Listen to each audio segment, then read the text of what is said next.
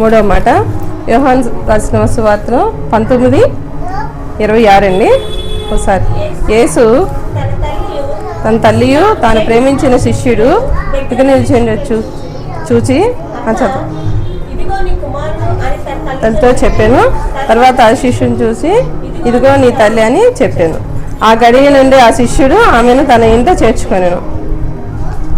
నిజంగా ఇక్కడ యేసుప్రభు వారి మొదటి 2 మాటలు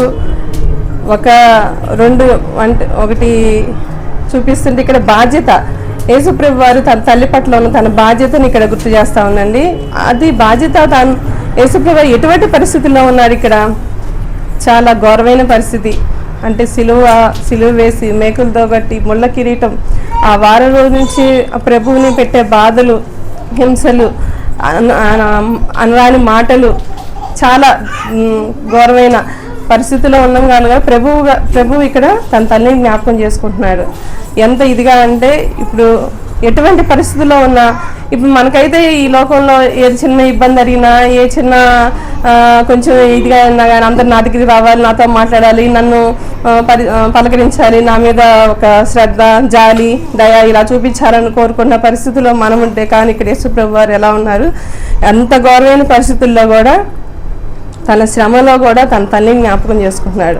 తన తల్లిని జ్ఞాపకం చేసుకుని తన తర్వాత తాను ప్రేమించిన శిష్యుడు అంటే ఇక్కడ ఒకళ్ళే కాదు కదండి. యేసుప్రభు వారికి ఉంది 12 మంది శిష్యులు ఉన్నారు. 12 మంది శిష్యుల్లో యేసుప్రభు వారు యోహాను గారికి ఎందుకు అప్పగించారంటే తాను ప్రేమించిన శిష్యుడు అంటే ఇప్పుడు 12 మంది ఉన్నారు కదా, వాళ్ళలో ఒక అతను యేసుప్రభు వారిని అప్పగిస్తే, ఇంకొక అతను అసలు నాకు తెలియదు యేసుప్రభు వారిని పేతురు గారు పొంగితే, ఇంకొకళ్ళు అసలు చల్లా చెదరైపోయారు. యేసుప్రభు వారు పట్టబడిన నిమిషంలోనే ఎవరు కారు వెళ్ళిపోయారు. కానీ అక్కడే తనతోనే అంటిపెట్టుకోనండి, తను ఆ 7 రోజుల జర్నీలో కూడా తను ఎక్కడా కూడా వదిలిపెట్టకుండా ఉంది యోహాను గారే. అందుకే తాను ప్రేమించిన శిష్యుడని యోహాను గారి గురించి యేసుప్రభు వారు సాక్ష్యం ఇచ్చారు.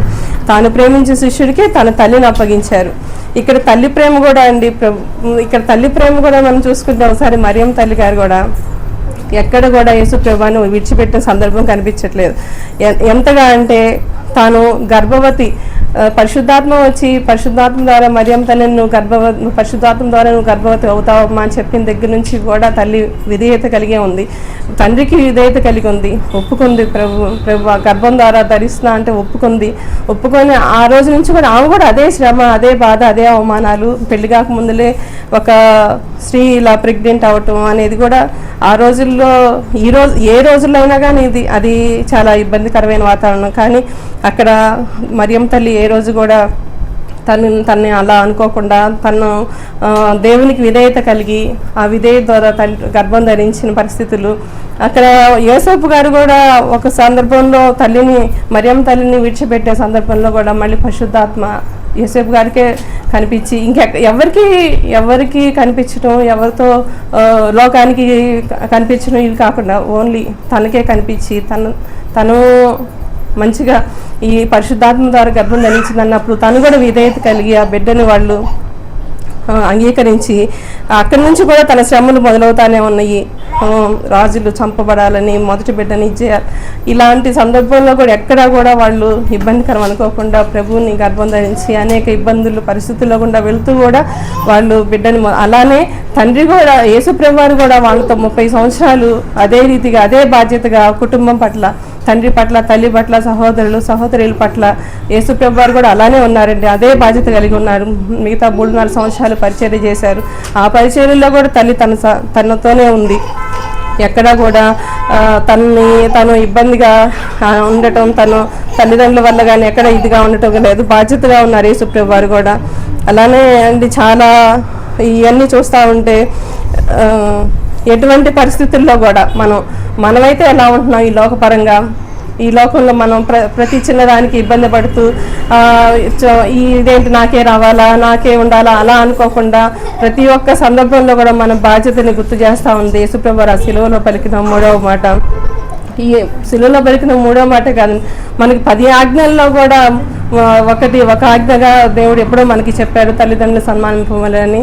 ఈ విధంగా మనం ఎలా ఉంటున్నాం, ఈ లోకంలో ఉంటున్న మనము ఈ బాధ్యతను ఎరిగి ఉంటున్నామా లేదా అన్నది కూడా మనం పరీక్షించుకోవాలి. గుడ్ ఫ్రైడే చాలా వస్తున్నాయి నిజంగానే కదా, ఎన్నో గుడ్ ఫ్రైడే వెళ్తున్నాయి వస్తున్నాయి. మనం ఎలా ఉంటున్నాము, ఈ లోకంలో ఉన్న మనము మన తల్లిదండ్రుల పట్ల మనం బాధ్యతగా ఉన్నామా లేదా, ఏదైనా ఒకటి పని మనకు అప్పగించిన దానిలో బాధ్యతగా ఉంటున్నామా లేదా, ఇవన్నీ కూడా మనల్ని మనం ఎప్పటికప్పుడు మనల్ని మనం ఇది చేసుకుంటూ ఉండాలి.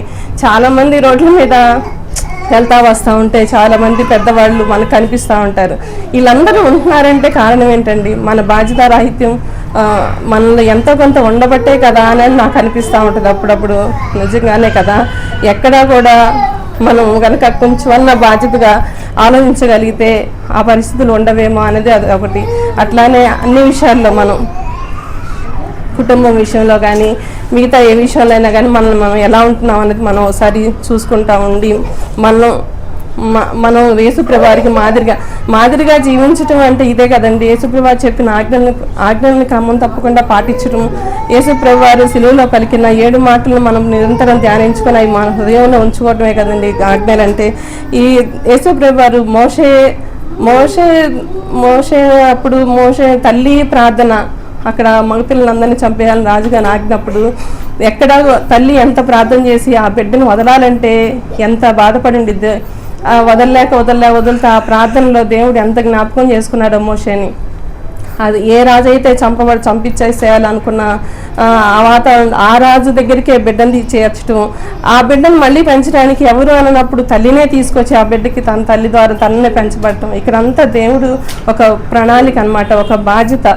దేవుడు తను ఏర్పరచుకున్న బిడ్డల్ని ఎంత బాధ్యతగా తను ఇచ్చేసుకుంటాడు. అలానే మనం కూడా ప్రతి ఒక్క విషయంలో కూడా విధేయత కలిగి బాధ్యత కలిగి అన్ని విషయాల్లో మనం మంచిగా ఉండాలని కోరుకుంటూ ఈ సమయాన్ని ఇచ్చినందుకు మీకు వందనాలు చెల్లించుకుంటాను.